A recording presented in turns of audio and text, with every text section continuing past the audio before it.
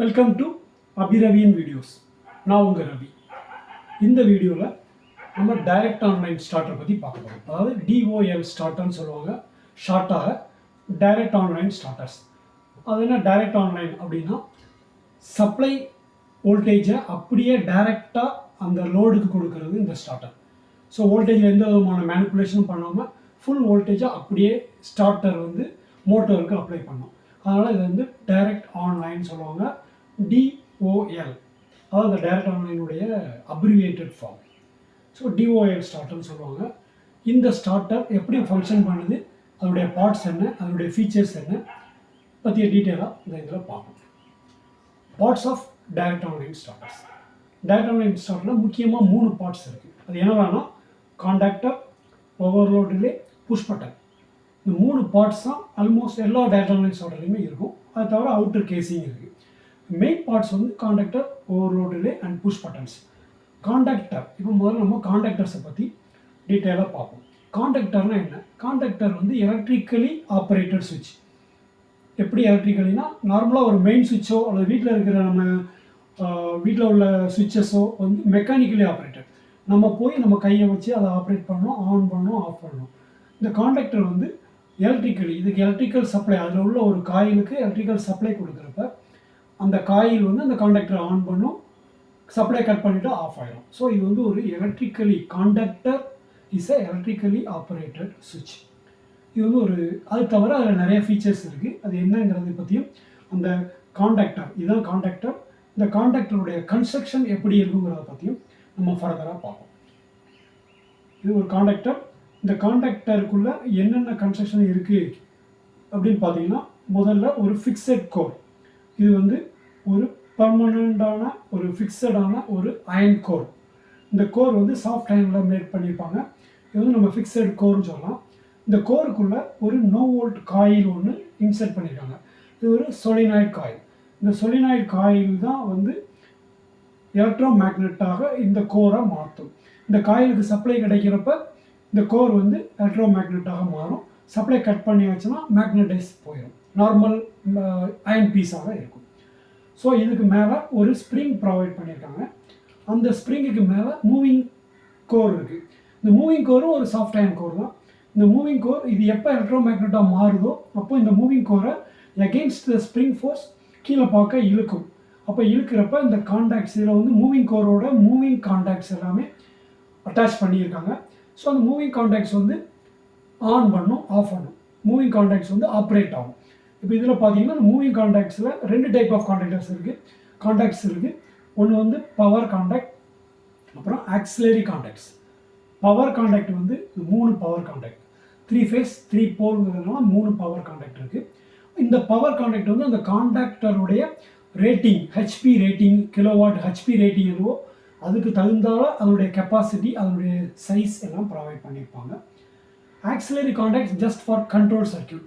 இப்போ இதை வந்து நம்ம ரிமோட்லேருந்து ஆன் பண்ண, ஆஃப் பண்ண, அதை ஹோல்ட் ஆன் பண்ண, கண்ட்ரோல் பண்ணுறதுக்கு இந்த ஆக்சிலரி காண்டாக்ட்ஸ் பயன்படுகிறது.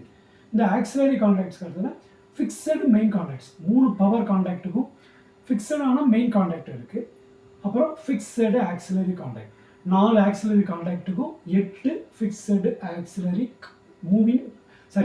ஆக்சிலரி காண்டாக்ட் இருக்குது. இதுதான் ஒரு காண்டாக்டருடைய ஒரு டிசைன். இதில் பார்த்தீங்கன்னா உங்களுக்கு ஒரு ஃபிக்ஸட் கோர், அப்புறம் அதில் ஒரு சொலினாய்டு, அதை வந்து நோ வோல்ட் காயில்னு சொல்லுவாங்க, என்விசின்னு சொல்லுவாங்க. அதுக்கப்புறம் ஒரு ஸ்ப்ரிங்குக்கு மேலே ஒரு மூவிங் கோர், அந்த மூவிங் கோர்லேயே மூவிங் காண்டாக்ட்ஸ் எல்லாமே இருக்குது.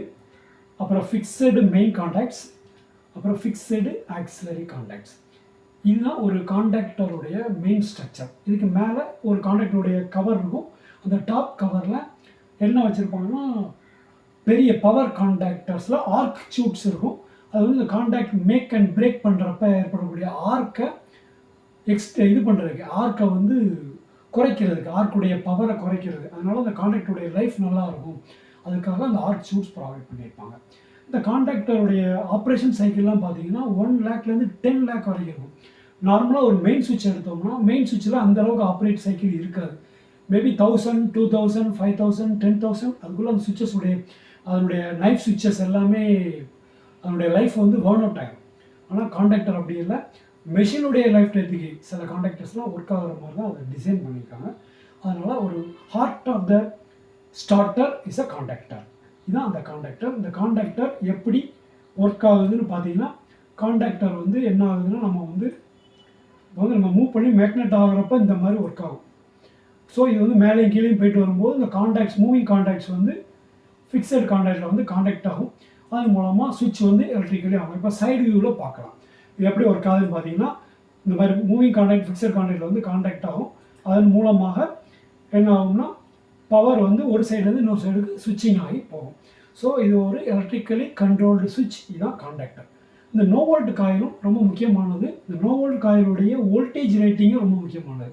ஏன்னா நம்ம கண்ட்ரோல் சர்க்கியூட் எத்தனை வோல்ட்டில் கண்ட்ரோல் சர்க்கியூட் டிசைன் பண்ணுறோமோ அதுக்கு தகுந்தாப்பில் இந்த நோ வோல்ட் காயிலை நம்ம சூஸ் பண்ணணும்.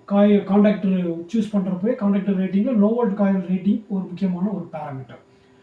இப்போது ஒரு உதாரணத்துக்கு இப்போ நம்ம நார்மலாக டைரக்ட் ஆன்லைன் ஸ்டார்டர் சிங்கிள் ஸ்டார்டர்னால் அதுக்கு வந்து 4 and 5 வோல்ட் அதில் உள்ள 3 ஃபேஸ்லேருந்தே 2 வோல்டேஜை எடுத்து இந்த காயில் கொடுக்குற மாதிரி டிசைன் பண்ணியிருப்பாங்க.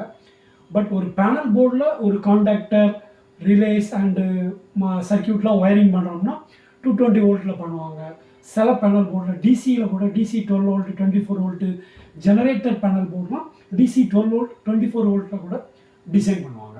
ஸோ இந்த காண்டாக்டர் வந்து இப்போது வந்து ஃபிக்ஸட் அண்ட் மூவிங் காண்டாக்ட்ஸ் இப்படி தான் ஒர்க் ஆகுதுங்கிறதெல்லாம் நீங்கள் பார்த்தீங்க. அதனுடைய சிமுலேஷனை இன்னொரு இடம் நீங்கள் பார்த்தீங்கன்னா உங்களுக்கு தெரியும். இது வந்து அதனுடைய சிமுலேஷன் ஒர்க்கிங் எப்படி ஒர்க் ஆகுங்கிறது. ஸோ இதுதான் ஃபிக்ஸட் அண்ட் மூவிங் காண்டாக்ட். எப்போ இது மேக்னடைஸ் ஆகுதோ அப்போ இது ஒர்க் ஆகும். இப்போ அடுத்தது காண்டாக்டரை பற்றி ஓரளவுக்கு நம்ம பார்த்துட்டோம். அடுத்த முக்கியமான பார்ட் காண்டாக்டர் ஒரு ஹார்ட் ஆஃப் த ஸ்டார்டர்னு சொல்கிறோம். ஏன்னா அதனுடைய பவர், அந்த பவர் ஹேண்ட்லிங் எல்லாமே அந்த காண்டாக்டர் தான் ஹேண்டில் பண்ணுது. அதனால் அதை வந்து நம்ம என்ன சொல்கிறோம், ஒரு ஹார்ட் ஆஃப் த ஸ்டார்டர்னு சொல்கிறோம். இப்போ ஸ்டார்டருடைய அடுத்த பார்ட் வந்து ஓவர்லோட் ரிலே. அது என்ன ஓவர்லோட் ரிலே அப்படின்னா, நார்மலாக நம்ம மெயின் சுவிட்ச் ப்ரொவைட் பண்ணியிருக்கோம். மெயின் சுவிட்ச்லேருந்து தான் சப்ளை கொண்டு வரோம். அதில் ஃபியூஸ் இருக்குது. அந்த ஃபியூஸ் வந்து நார்மலாக ஷார்ட் சர்க்கியூட் ப்ரொடெக்ஷனுக்கு தான் பயன்படும். ஏன்னா ஓவர்லோடு வந்து ஒரு மோட்டர் எப்போ ஓவர்லோட் ஆகும்னா அதனுடைய ரேட்டட் கரண்டை விட அதிகமான கரண்ட் எடுக்கிறப்ப அதை வந்து ஓவர்லோடுன்னு சொல்லுவோம். அப்போ ரேட்டட் கரண்ட் ஒரு உதாரணத்துக்கு ஒரு மோட்டர் வந்து 10 ஆம்ஸ் ரேட்டட் கரண்ட், அது எப்போ 10.1 ஆம்ஸ் எடுத்தால் கூட அது ஓவர்லோட் ஆகுதுன்னு அர்த்தம். மோட்டர் ஓவர்லோட் ஆகுதுன்னு அர்த்தம். ஆனால் நம்ம ஃபியூஸ் வந்து அந்த 10 ஆம்ஸ் ரேட்டட் கரண்ட் உள்ள மோட்டருக்கு நம்ம 11 ஆம்ஸில் ஃபியூஸை செட் பண்ணுறோம்னு வச்சுக்கோங்க. ஸ்டார்டிங் டேத்தில் எல்லா மோட்டருமே ஹை கரண்ட் எடுக்கும். 5 to 8 டைம்ஸ் ஸ்டார்டிங் கரண்ட் இருக்கும். அப்படி கரண்ட் இருக்கிறப்ப என்ன ஆகும், அந்த ஃபியூஸஸ் வந்து நம்ம 11 ஆம்ஸ் ஃபியூஸ் ப்ரொவைட் பண்ணியிருந்தோம்னா அந்த ஃபியூஸ் வந்து ப்ளவுன் அவுட் ஆகிடும். ஒரு எம்சிபியே 10 ஆம்ஸ் 16 ஆம்ஸ்லாம் ப்ரொவைட் பண்ணியிருந்தோம் அந்த எம்சிபி உடனே ட்ரிப் ஆகிடும் ஸ்டார்டிங் டேட்லே. அதை அவாய்ட் பண்ணுறதுக்கு என்ன பண்ணியிருப்பாங்கன்னா, ஃபியூஸோ ஒரு எம்சிபியோ ஒரு 25 ஆம்ஸ் 32 ஆம்ஸ் ரேஞ்சில் தான் 10 ஆம்ஸ் மோட்டருக்கு ப்ரொவைட் பண்ணியிருப்பாங்க. அப்போது அது வந்து ஓவர்லோடுக்கு ப்ரொடெக்ஷன் பண்ணாது. அதுக்கு ப்ரொடெக்ஷன் பண்ணுறதுக்காக தான் அந்த ஸ்டார்டருக்குள்ள ஒரு ஓவர்லோட் ரிலே இருக்குது. இதுதான் ஓவர்லோட் ரிலே. இதை வந்து காண்டாக்டருக்கு அடுத்தாப்பில் காண்டாக்டரில் இந்த 3 ரிலேயும் கனெக்ட் பண்ணியிருப்பாங்க. காண்டாக்டருடைய அவுட் கோயிங்கில் கனெக்ட் பண்ணியிருப்பாங்க. இந்த ஓவர்லோட் ரிலே என்ன பண்ணால் இது வந்து தெர்மல் ஓவர்லோட் ரிலே. அது தவிர இப்போ solid state electronic overload relays வந்துருச்சு. அது ரொம்ப costly. Efficient, cost effective and பெர்ஃபெக்டாக இருக்கிறதுன்னு பார்த்தீங்கன்னா தெர்மல் ரொம்ப நல்லாயிருக்கும். அதுவே போதும், அந்த காஸ்ட்டுக்கு அதுவே போதுங்கிற அளவுக்கு நல்லாயிருக்கும். நிறைய இடங்களில் தெர்மல் ஓவர்லோட் ரிலேஸாக பயன்படுத்துகிறாங்க. இந்த தெர்மல் ஓவர்லோட் ரிலேஸில் என்னென்ன இருக்குன்னு பார்ப்போம். இது வந்து ரிலே ரேஞ்ச் செட்டிங். இதில் வந்து அந்த மோட்டர் வந்து கொஞ்சம் ஒவ்வொரு மோட்டரும் ஒவ்வொரு மாதிரி இருக்கும். அப்போ ரிலே வந்து ஒவ்வொரு மோட்டருக்கு தகுந்த மாதிரி ரிலே தயாரிக்க முடியாது. அப்போ ரிலேயை வந்து ஒரு குறிப்பிட்ட ரேஞ்சில் தயாரிச்சிருப்பாங்க. இப்போ வந்து 4 to 6 amps, 6 to 10 amps, 10 to 16 amps அந்த மாதிரி ரேஞ்சில் தயாரிச்சிருப்பாங்க. நம்ம மோட்ரு என்ன ரேஞ்சில் இருக்கோ அதுக்கு சூட்டபுள் ரேஞ்சில் ஓவர்லோட் ரிலேயை நம்ம பர்ச்சேஸ் பண்ணணும். இப்போ இந்த ஓவர்லோட் ரிலேயில் பார்த்தீங்கன்னா உதாரணத்துக்கு சொல்கிறேன், 10 to 16 ஆம்ஸ்னு இருக்குன்னா அதில் ஒரு நாப் இருக்குது. அந்த நாப்பை நம்ம திருப்பி நம்மளுடைய மோட்டாருடைய ரேட்டட் கரண்ட் உதாரணத்துக்கு 12 ஆம்ஸ் ஃபுல் லோடு கரண்ட் அப்படின்னா அந்த 12ல் செட் பண்ணி வச்சிடணும். அப்போ எப்போ 12க்கு மேலே போனாலும் இந்த ஓவர்லோட் ரிலே ஹீட் ஆகி இந்த மோட்டரை ஸ்டார்டரை ஆஃப் பண்ணிடும். அதுக்கு அதில் 2 பட்டன்ஸ் இருக்குது. என்ன பட்டன்ஸ்லாம் பார்த்தீங்கன்னா, ஒன்று வந்து டெஸ்ட் பட்டன். இப்போ அந்த ஓவர்லோட் ரிலே நல்லா ஃபங்க்ஷன் ஆகுதான்னு டெஸ்ட் பண்ணுறதுக்கு நார்மலாக ரன்னிங்கில் இருக்கிறப்ப அந்த பட்டனை அமுக்கணும்னா அந்த ரிலே வந்து ஸ்டார்டரை ஆஃப் பண்ணிடும். அப்போ நம்ம டெஸ்ட் பண்ணி பார்த்துக்கலாம். இன்னொன்று வந்து ரீசெட் பட்டன். இந்த ப்ளூ கலரில் இருக்கிறது வந்து ரீசெட் பட்டன். டெஸ்ட் பட்டன் வந்து நம்ம நார்மலாக ரன்னிங்கில் டெஸ்ட் பண்ணுறோம். ரீசெட் பட்டன் என்ன பார்த்தீங்கன்னா, நார்மலாக ஓடிட்டு இருக்கிற ஒரு மோட்டர் திடீர்னு ஓவர்லோட் ஆகும். ஓவர்லோட் ஆனோடனே இந்த ரிலே வந்து ட்ரிப் ஆகிடும். ட்ரிப் ஆகிடுச்சுன்னா திருப்பி ஆப்ரேட்டர் வந்து இதை ஆன் பண்ணி பார்க்குறாங்கன்னா நம்ம காண்டாக்ட் ஸ்டார்டர் வந்து ஆன் ஆகாது. அப்போ இதை ரீசெட் பண்ணால் தான் ஆன் ஆகும். அந்த ரீசெட் என்ன பார்த்தீங்கன்னா ஒரு இண்டிகேஷன். ஆக்சுவலாக அந்த மோட்ரு ஓவர்லோட் ஆகிருக்கு அப்படிங்கிற இண்டிகேஷனுக்கு இந்த ரீசெட் பட்டனை வெளியில் ரிலீஸ் ஆகிருக்கும். அதை நம்ம திருப்பி ரீசெட் பண்ணிவிட்டு அப்புறம் தான் அந்த மோட்டரை நம்ம ஸ்டார்ட் பண்ண முடியும். அப்போது அந்த ஆப்ரேட்டருக்கு அல்லது அந்த டெக்னீஷியனுக்கு அந்த மெஷினில் ஏதோ ஃபால்ட் ஆகிருக்கு, அதனால் ஓவர்லோடு ட்ரிப் ஆகிருக்கு அப்படின்னு தெரிஞ்சிடும்.